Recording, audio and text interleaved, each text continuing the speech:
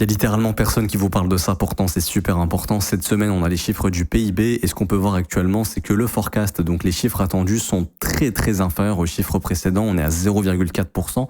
Les chiffres précédents étaient de 2,4%, donc c'est vraiment pas une bonne chose. Ça pourrait indiquer que le PIB est en train de ralentir, et si le PIB ralentit, c'est qu'éventuellement une récession pourrait arriver. Alors on sera fixé cette semaine, est-ce que les chiffres du PIB seront aussi mauvais? Si c'est le cas, il faut faire extrêmement attention, parce que si le PIB ralentit et que l'inflation remonte, ici on peut voir que l'inflation est potentiellement en train de poser un bottom et pourrait remonter, surtout à cause des tarifs de Trump, ça va énormément bloquer la Fed pour baisser les taux d'intérêt, et c'est le moteur des marchés financiers. Plus les taux d'intérêt sont hauts pendant longtemps, plus ça peut faire ralentir l'économie, plus ça réduit la liquidité disponible sur les marchés, et plus les marchés peuvent baisser. Donc c'est important de bien comprendre que si la Fed ne peut pas baisser les taux à cause des tarifs de Trump qui créent trop d'inflation et à cause éventuellement du PIB qui ralentit, on va rentrer peu à peu dans une croissance qui se limite, qui ralentit, voire dans une décroissance. Et là, ce serait la pire chose qui peut arriver, parce que c'est justement le mot pour qualifier une récession. Et la récession, c'est l'ennemi des marchés. Ça pourrait faire chuter les marchés financiers. Donc observez bien ces news cette semaine. Je vous ferai un point dessus. Si tu veux qu'on suive tout ça ensemble, n'hésite pas à t'abonner.